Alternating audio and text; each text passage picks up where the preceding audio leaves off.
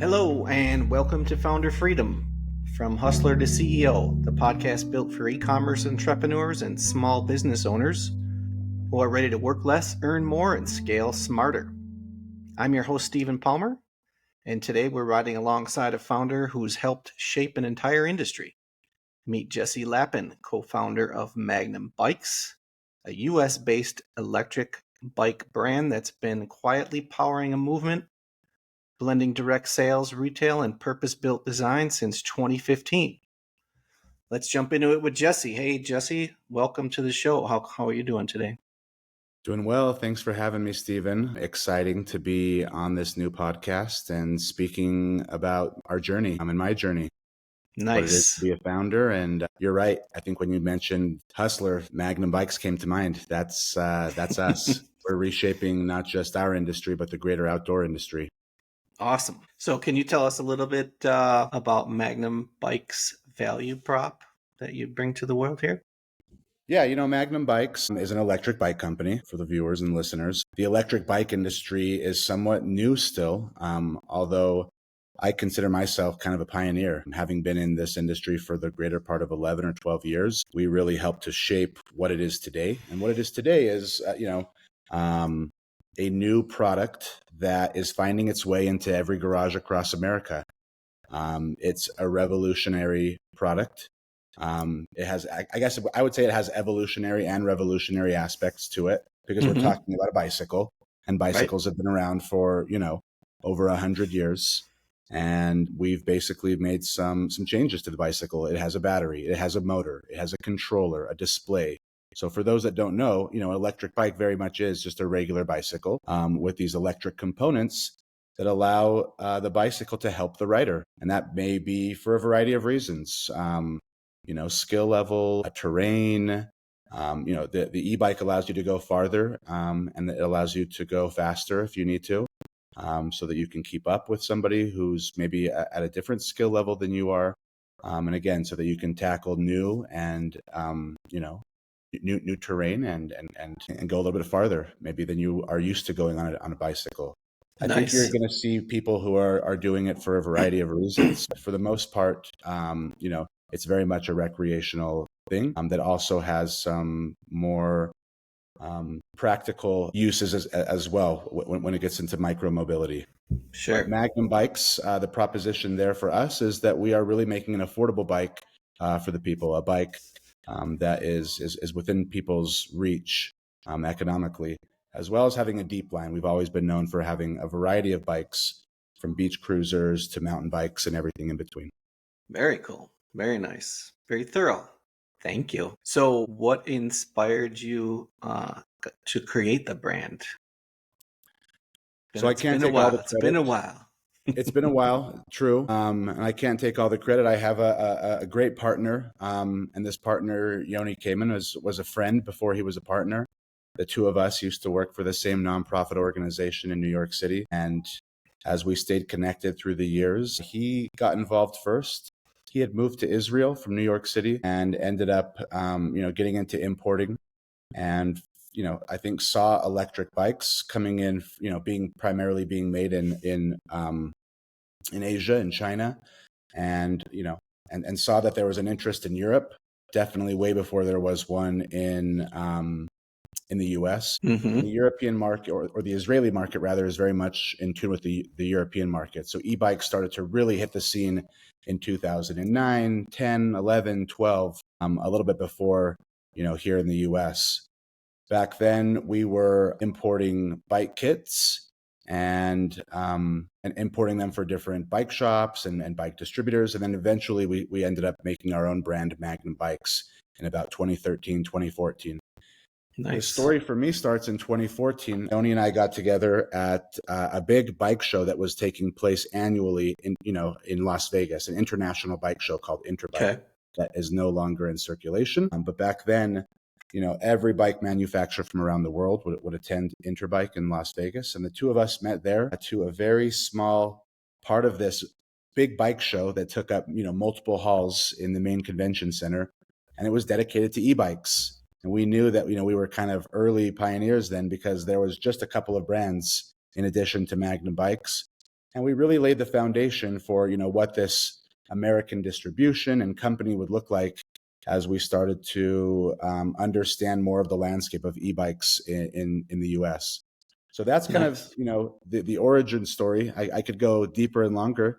No, that's But really good. I mean, it's super interesting to especially talk to a brand that's been around for so long. That's yeah, I mean, I look at impressive. e-bikes in general as being a disruptors industry within the greater industry of bicycling and outdoors. And Magnum Bikes, I think, as its own company, is really built as we're a disruptors company within our own industry. We tend to do things a little bit different.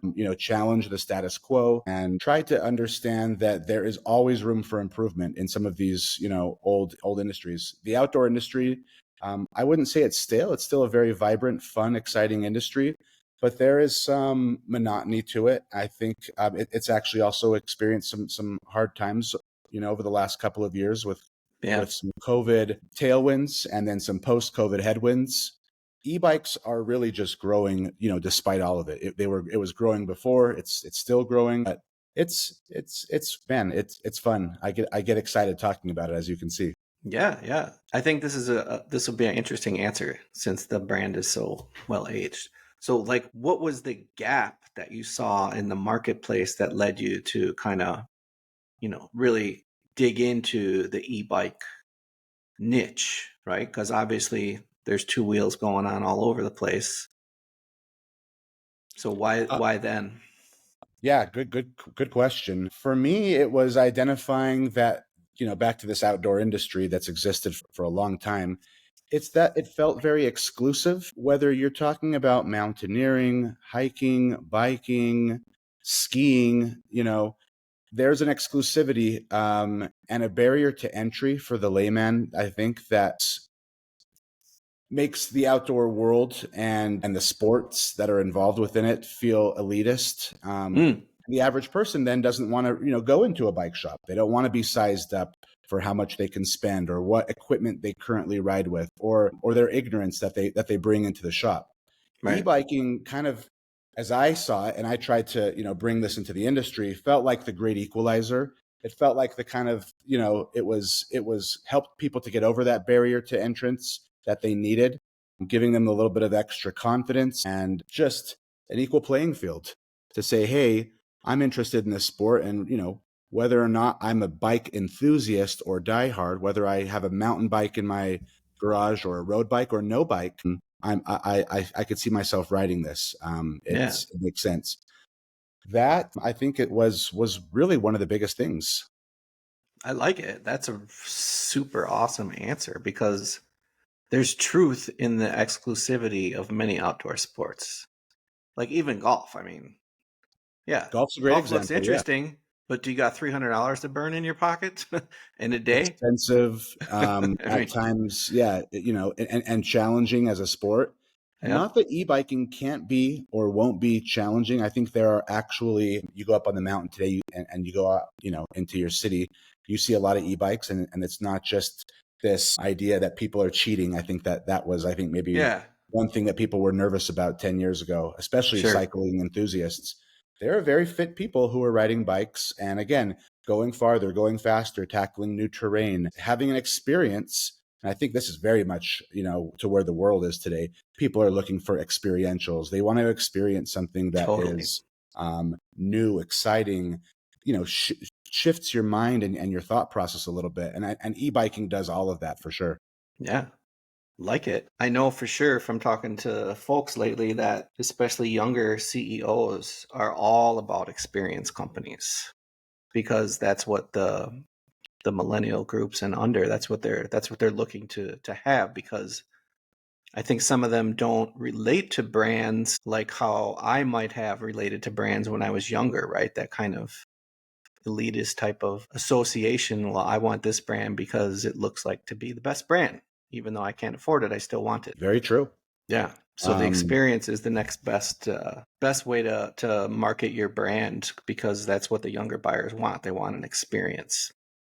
It goes so far that just that word experience is now in the DNA of companies, and really it's something that Magnum Bikes and I, as one of our founders, have really embraced. Our customer service representatives are not customer service representatives; they are customer experience representatives. They are Mm-hmm. responsible for so much more than servicing, the bikes and the customers who buy them. They are really responsible for the experience, and that ties into the marketing and the brand and the other departments within the organization. It's an empowering word, I think, that people, can really identify with.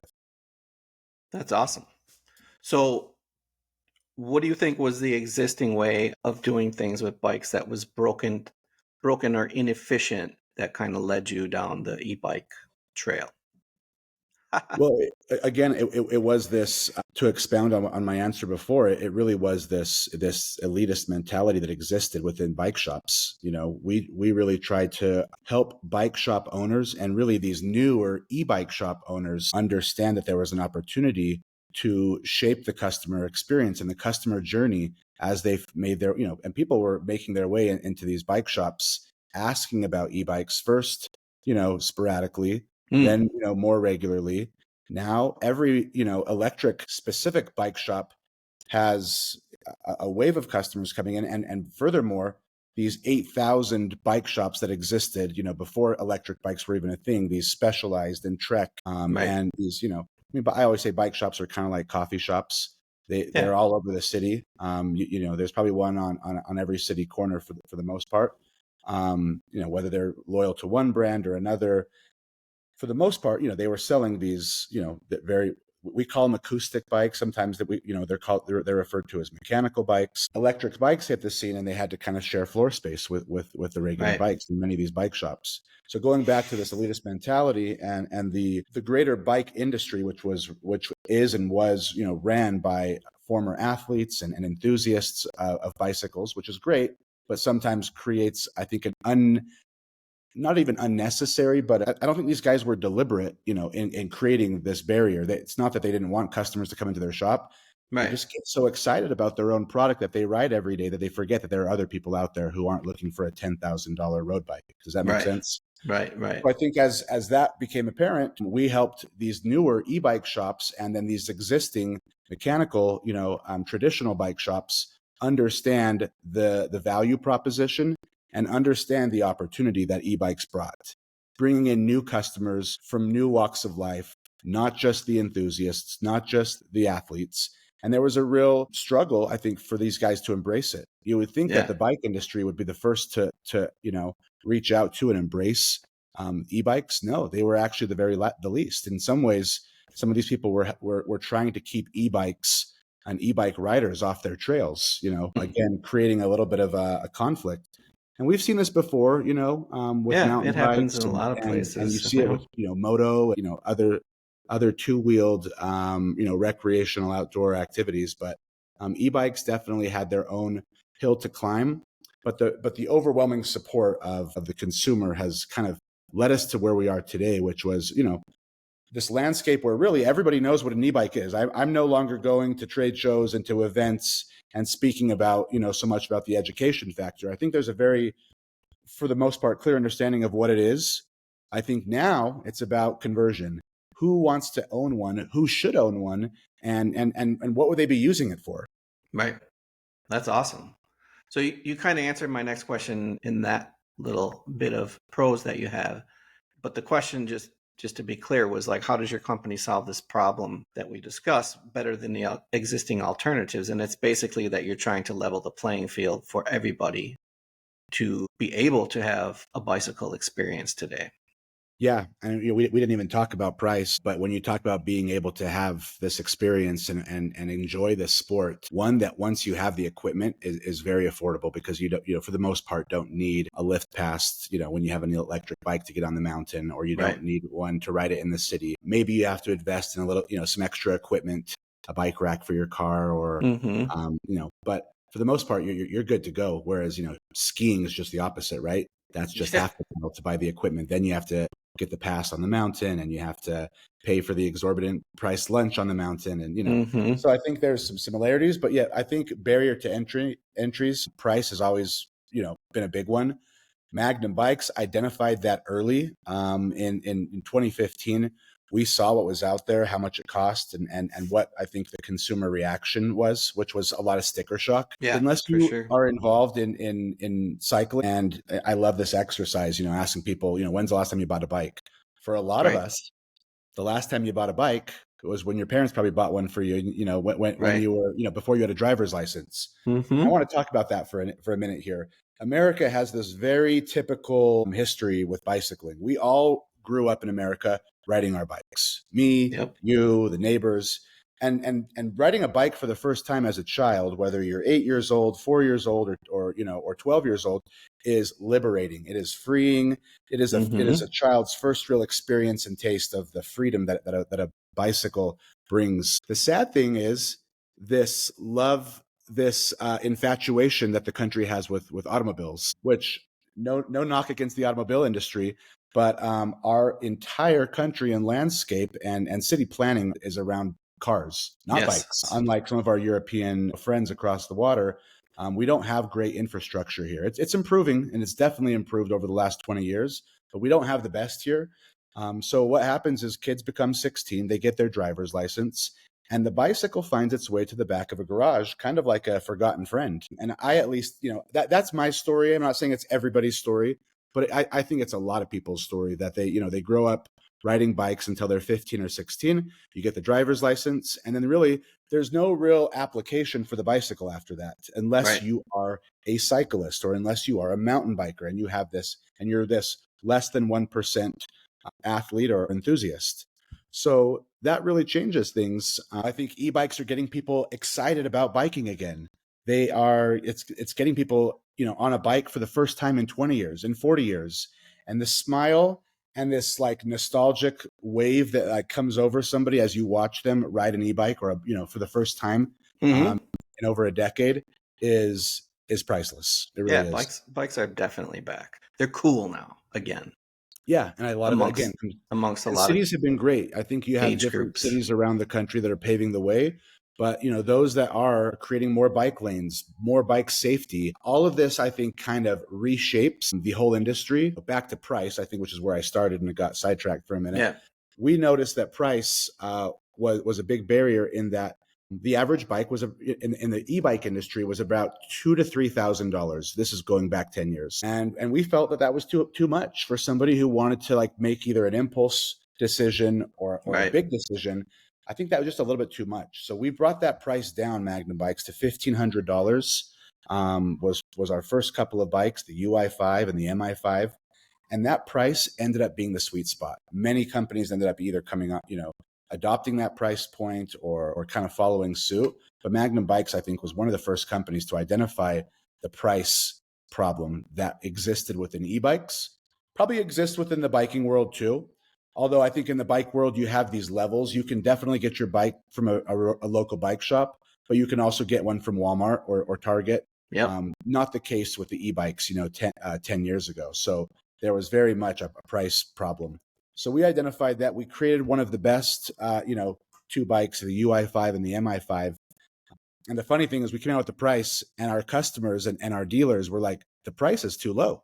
They thought for the quality and the components that were used in the build that the price was too low, which was, that was one of the highest compliments that we got. And we Yeah, continue for to do sure. really great, bikes at an affordable price as we deepen the line to include many different categories. But I would say price is just about the biggest, if not the biggest, sometimes, obstacle for a consumer to overcome when it comes to our industry. Yeah, when it comes to recreation in general, which this is a good segue into the next one, which is the most important one here. So I'm a new customer. I'm on the Magnum Bikes website. What's the biggest misconception that I'll have about your brand looking at your homepage? The biggest misconception about the Magnum Bikes lineup, is that the question? When Yep. looking at our homepage, probably it's the components. What does one thing, what does one thing mean to the next? And I think a little bit of an education is in store for somebody who's new to the industry and Mm-hmm. who's new to our website, or both. So I think we've spent a lot of time creating as much educational content as anything that really, helps the customer journey as they come on, because it's like walking into a bike shop. And I think an e-commerce platform like a Magnum Bikes website or one of our competitors' website is no different. You walk into a very overwhelming feel of like bikes in a row. And I think everybody who's been into a bike shop can identify with the fact that you get in there and they kind of all look the same, at first glance. And even as you get deeper, even the way that bikes shops have historically merchandised their bikes doesn't really highlight the differences between them. What makes one $10,000 and one 500? Again, it comes back to the components, Stephen. And the components are so important when it comes to an electric bike, especially the electric components.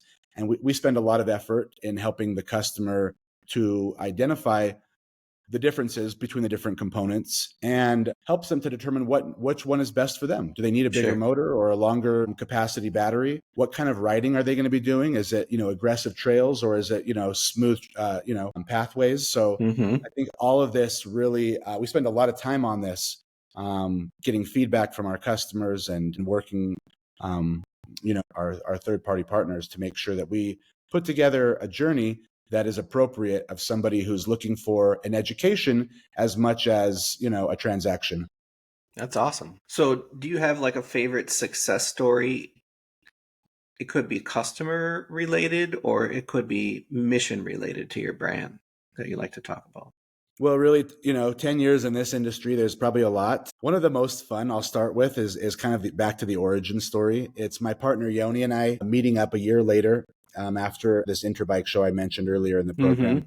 So it's 2015, it's July, and it's summertime, and we end up meeting up in California as we had some new product that, are really the first product that was due to ship.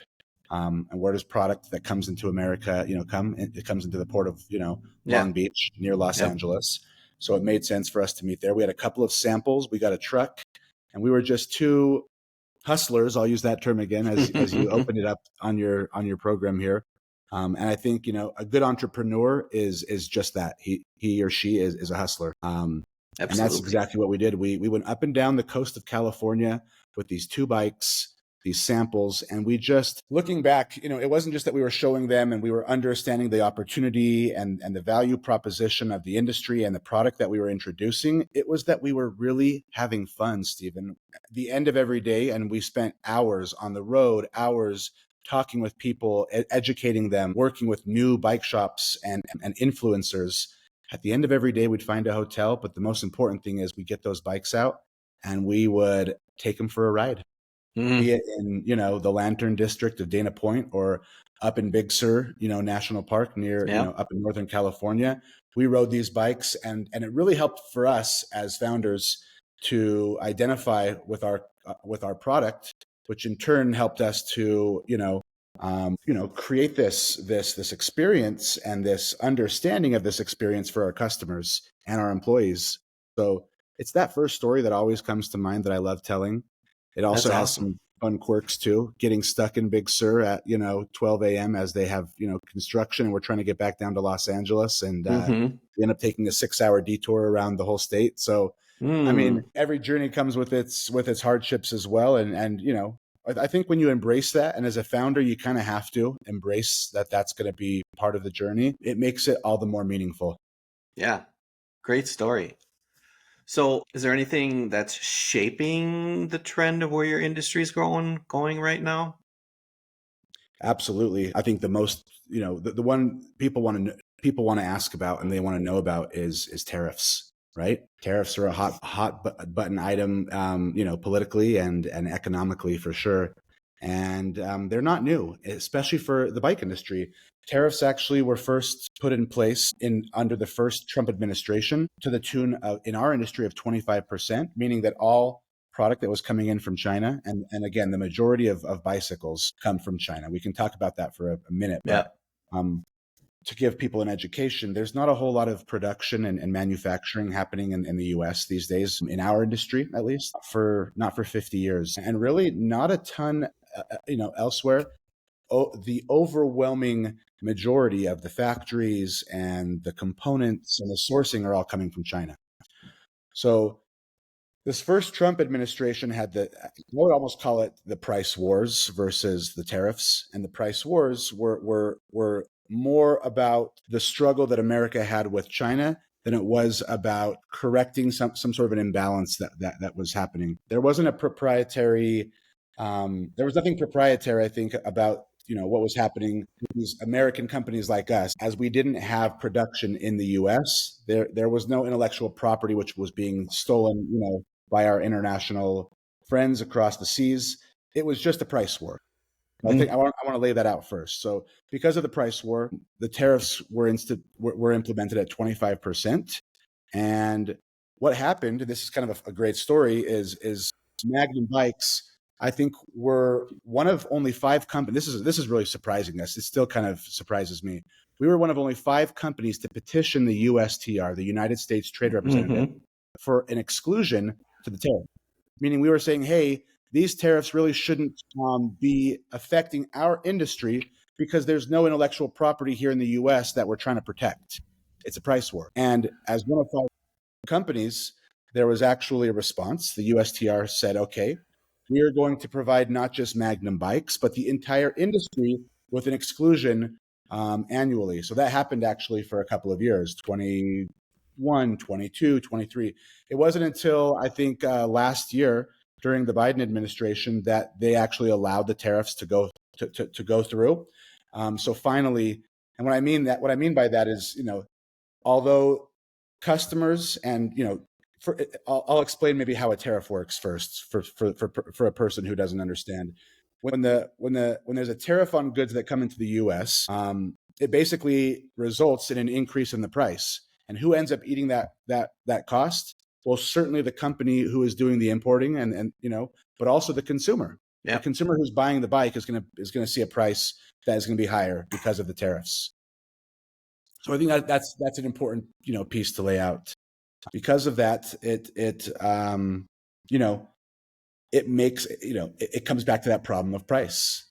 And as tariffs have become a hot button item again, because as the trade war with China has increased, tariffs actually got to over 100%. Now they're coming back down. In the meantime, bike manufacturers like Magnum Bikes have actually been able to move some production off seas. But the tariff was actually given. Sorry to get a little bit twisted on this timeline, but the tariff was given an exclusion. It was then put in place, and then it was increased. So where does all of this lead us?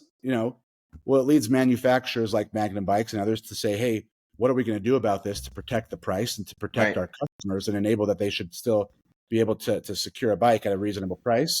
We are currently and always, working, to improve production and improve our partners overseas. So, we're doing we've moved production out of the country. We've also worked to, keep the prices low and absorb that cost however we can for our customers. So I would say that is probably the biggest one that exists today. One of the biggest headwinds is the tariffs. The tariffs are definitely affecting your industry. Yeah. I would also say that it's just a general, I think as anything becomes more common, it gets over-regulated. And I think e-bikes as an industry are at risk of being over-regulated, similar to the moto industry or motorcycles. Again, that's going to result automobiles even. Yeah, automobiles in general. So I think you're going to see that too, just over-regulation. What makes an e-bike so attractive is the fact that you don't need a license, you don't need a permit, you don't need anything special. You can go buy one at your local shop. And as long as the bike itself adheres to federal and local guidelines, the speed, the power, the motor size, you can go out and ride it. Nice. Whereas a car, when you get a car, it's just the opposite. You need a driver's license. You have to go get it registered. You need a license or a special plate. I think it would be a shame if the bicycling world and the e-bikes within it had to, if they were treated like the automobiles. Right.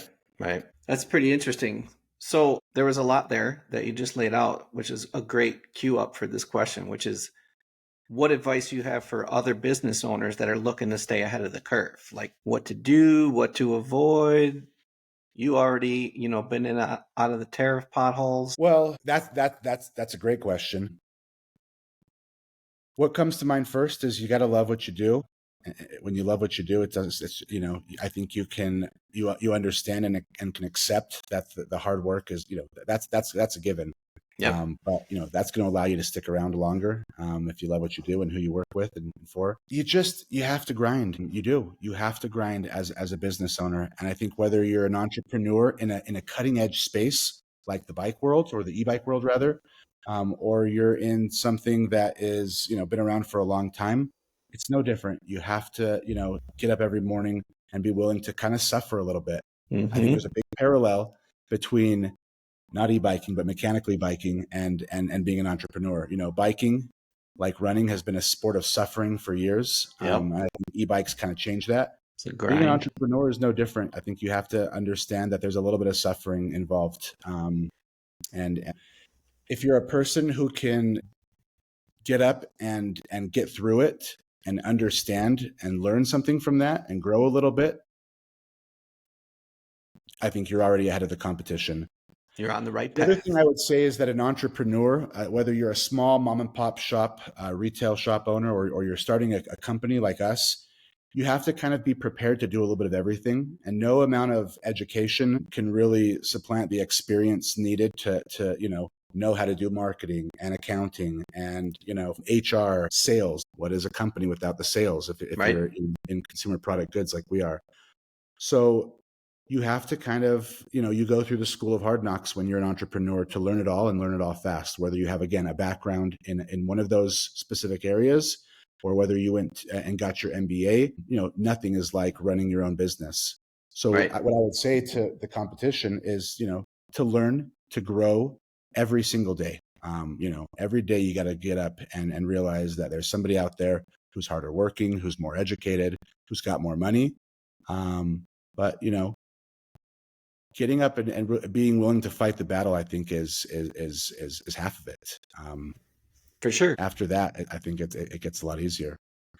You got to surround yourself with good people too. I can't express that enough, how important good people are. Definitely. Magnum as a company, and partnerships wouldn't exist unless you have good people around you. So invest in those people, and you'll be in a lot better shape. Cool deal. So what's next for Magnum Bikes short term? Great question. Well, currently we are experiencing some of our most exciting growth and some changes that have hit our company over the last year.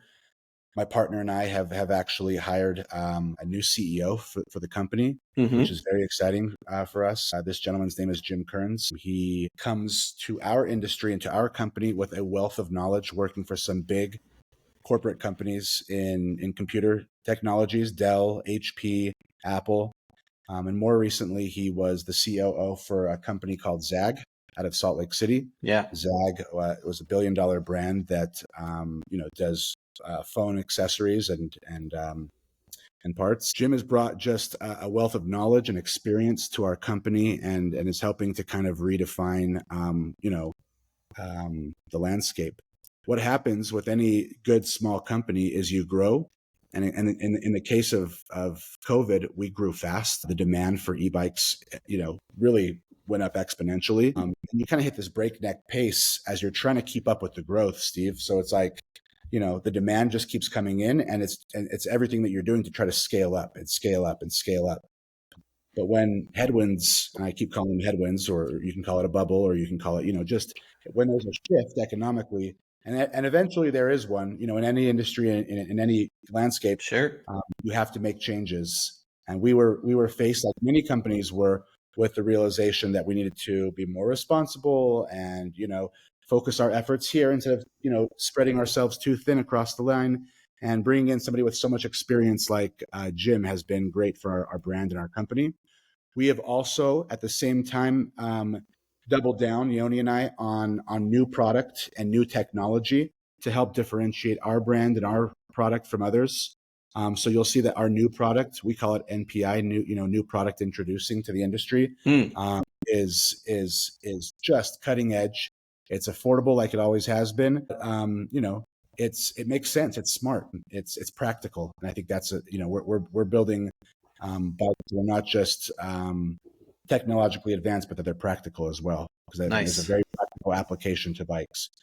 So the new product kind of pushes us forward. And the last thing I want to mention is, we have a partnership with Costco that began last year. I got out there and I met Costco about 2 or 3 years ago, but we finally ended up taking a purchase order from them last year. And Costco put us into maybe 300 or 400 of their 600 shops around 600 warehouses that they have around the country. Mm-hmm. We introduced one SKU, one bike that really sold out very, very quickly within Costco. So currently we're in year 2. It's a new bike. If you go to our website, you'll see it's called the Cosmo 2.0T, and it's one of our most exciting, practical, affordable, and purpose-built bikes to date. The Cosmo 2.0T that is in Costco's around the country. So that Cool. partnership really paves the way for something special, because to be in Costco, you have to have a good product. I think everybody knows that what's in Costco are really cool products, really cool groceries, really, not just affordable, but they get the Costco stamp of approval. And when they get Right. the Costco stamp of approval, I think consumers at large know that you're one of the best in your category. They have just a Magnum few. Bikes They just have a few members. Yeah, right. just a few 100 million. That's awesome. So good storytelling. So what's the best way for listeners to get in touch with Magnum Bikes? Is it your website? Great way to end is to kind of tell you guys and our listeners just how deep and how wide our sales channels are. Magnum Bikes understands that consumers today want to transact on their playing field. That might be behind a computer screen at home, and so we have a robust website and e-commerce platform ready to educate you or to take an order if that's where you're going. But we also have invested heavily into these partnerships. Costco is one of them, where you can learn about and experience our product, on your home turf, In shopping person. Costco in person. What a novel idea. Yeah, right. And most importantly and most excitingly, we have began to open up our own branded retail shops around the country. We have shops, of course, here in Utah, in Park City and St. George, Salt Lake City, but also in, out in Florida, in Daytona Beach, Scottsdale, Arizona, Encinitas, San Diego, California. So we have these experiential retail shops branded as Magnum, where we get to kind of help to control the message and help people to see not just 1 or 2 of our bikes on a showroom floor, but all 15 of them. So somebody could kind of come in and really learn about the brand and the product. So I think awesome. that's one of the best spots. If you live near one of our retail, experiential shops, it's a great way to experience it. But we still work with and we are very dedicated to our what we call IBDs, independent bike dealers around the world, around the country. Hundreds of them that carry our brand.